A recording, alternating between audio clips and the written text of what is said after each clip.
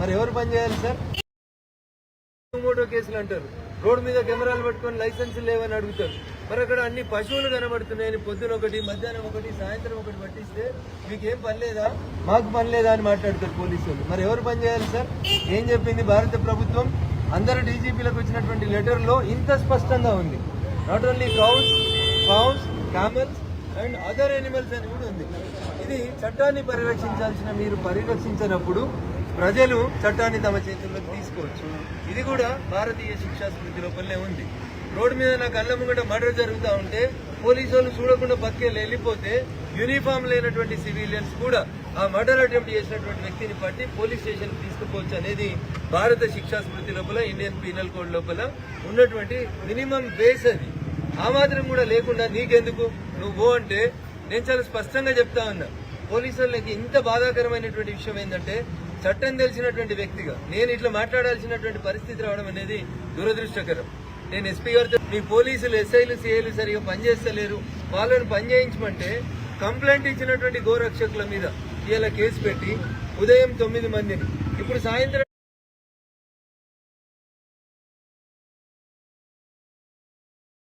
Demand చేస్తా ఉన్నటువంటి Telangana police అధికారులారా, ఎవరికి భయపడుతున్నారు మీరు? మీరు భయపడితే భారత రాజ్యాంగానికి భయపడుతుంది, మీరు భయపడితే భారత ప్రభుత్వానికి భయపడుతుంది. కానీ కొన్ని రోజులు పింక్ యూనిఫామ్ కి, కొన్ని రోజులు 3 రంగుల యూనిఫామ్ వేసుకుంటామంటే మాత్రం ఇది పద్ధతి కాదని చాలా స్పష్టంగా చెప్తా ఉన్నాం. పొద్దున 9 మంది హిందువులని అరెస్ట్ చేసిరు, సాయంత్రం 4 హిందువుల్ని అరెస్ట్ చేసిరు. కానీ వాళ్ళకి సంఘటనకి కారకులైనటువంటి ముస్లింలు మాత్రం ఎవరు దొరుకుతలేరు.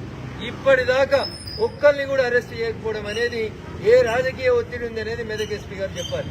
ఏదో ఐజీ గారు వచ్చి చెప్పిపోయినారంట 144 సెక్షన్ ఉంది, లా అండ్ ఆర్డర్ ని బ్రేక్ చేయొద్దు, ఎవరు మెదక్కు రావద్దు. బరాబర్ వస్తాం, మెదక్ ఎంపీగా బరాబర్ మెదక్కు వస్తాం. మెదక్ ప్రజలు ఓటేసిరు, మెదక్కు వస్తాం. ఇప్పుడే వస్తా ఐజీ గారు, మంచిగా వినురు జరా. ఎట్లా ఆపుతావు? ఏముందని ఆపుతావు? వేసి నేను ఎలక్టెడ్ రిప్రజెంటేటివ్ నేను తప్పకుండా వస్తా. నీకు చేత కాలేదు కదా, నేను చెప్తా నీకు. ఇండియన్ పీనల్ కోడ్ ఏం చెప్తుంది, భారతీయ శిక్షా స్మృతి ప్రకారం ఏం కేసులు చేయాలనో చెప్తా నేను. ఆయన మొదటి నుంచి కూడా Medak SP such a controversial person. నా ఎన్నికల సందర్భంగా కూడా డబ్బులు ఉన్నాయని 10 సార్లు ఫోన్ చేస్తే కూడా ఏ రోజు సంఘటన స్థలానికి రాలేదు. ఆ రోజు టీఆర్ఎస్ పార్టీ నాయకులు అడుగులకి మడుగులు వచ్చిండు, ఇలా కాంగ్రెస్ పార్టీ నాయకులు అడుగులకి మడుగులు వచ్చుతా ఉన్నాడు. నేను చాలా స్పష్టంగా ఈ రాష్ట్ర డీజీపీ గారికి చెప్పదలుచుకున్నా, ఇంకొక హిందువును అరెస్ట్ చేసిన, ముస్లింలను అరెస్ట్ చేయకుండా వాళ్ళ మీద జరిగినటువంటి దాడులకి సంబంధించి వాళ్ళని కొట్టినటువంటి, హిందువులను కొట్టినటువంటి ముస్లింలను అరెస్ట్ చేయకుండా కేవలం వాళ్ళ మీద ఏదో దాడి జరిగిందని 205 క్రైమ్ నెంబర్ అని ఒక అర్ధగంట ముందు టైం వేసుకొని పొద్దుటి నుంచి పోలీస్ స్టేషన్ చుట్టూ తిరిగినటువంటి గోరక్షకుల మీదనే ఉల్టా కేసులు పెట్టి ముందే వీళ్ళే దాడి చేసిరని నీ ఇష్టారాజ్యంగా నువ్వు చేస్తున్నటువంటి పద్ధతిని జిల్లా ఎస్పీ గారు మార్చుకోవాలి, జిల్లా పోలీస్ అధికారులు మార్చుకోవాలి. మీరు రాజకీయ నాయకులు కాదు.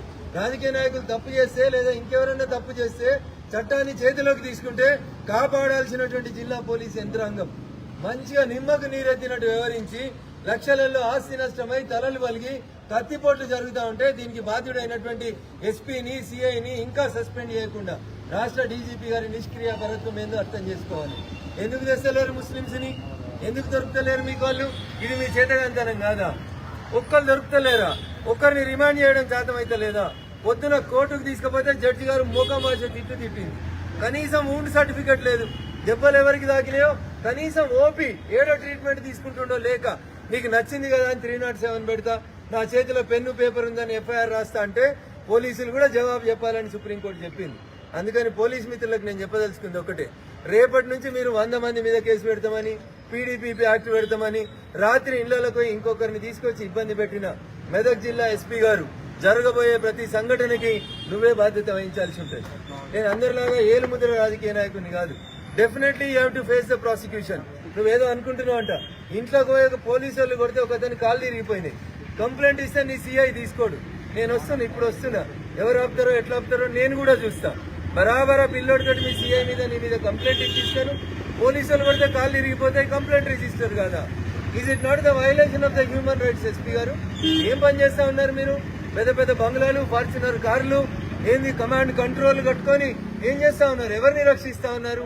చాలా స్పష్టంగా మెదక్ ఎస్పీ గారికి పక్షపాత ధోరణి లేకుండా ఎవరైతే కంప్లైంట్ ఇచ్చినటువంటి అక్యూజ్డ్ ఉన్నారో ముస్లిమ్స్ వాళ్ళందరినీ కూడా అరెస్ట్ చేయడం చేతగాని మీరు better you quit the job of the superintendent of police Medak.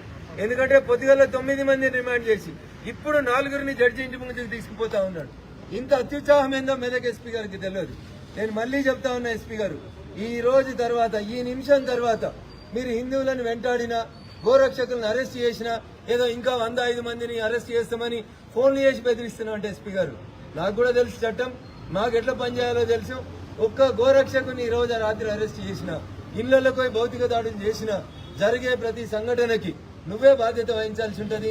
నువ్వే ముద్దాయిగా నేను సమాజం ముందు నిలబెడతా అని చెప్పి ఈ సందర్భంగా మెదక్ ఎస్పీ గారికి చాలా స్పష్టంగా హెచ్చరికలు జారీ చేస్తూ, రంగనాథ్ గారు మీకు నిజంగా చిత్తశుద్ధి ఉంటే, లా అండ్ ఆర్డర్ కంట్రోల్ చేయాలనేటువంటి కోరిక మీకుంటే, you stay in the Medak for today night because I know Medak is a sensitive town.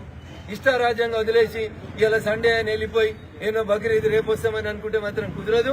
ఖచ్చితంగా నేరం చేసినటువంటి ఆ గోవులకు సంబంధించి జరిగినటువంటి అన్ని ఇన్సిడెంట్లలో మొత్తం ముస్లింలు ఎవరైతే ఈ రూల్స్ ని బ్రేక్ చేసినటువంటి వాళ్ళందరినీ కూడా ఇవాళ రాత్రి కల్లా అరెస్ట్ చేయకపోతే ఎస్పీ గారు ఖచ్చితంగా రేపు పొద్దుగాల నీ ఆఫీస్కే వస్తాను, నువ్వు ఎట్లా అరెస్ట్ చేయవో చూస్తాను. మీ జిల్లా ఎస్పీ గారికి కూడా చట్టాల మీద అవగాహన లేదు. మీ వాళ్ళని కంప్లైంట్ ఇవ్వమనండి ఏం చెప్తాను.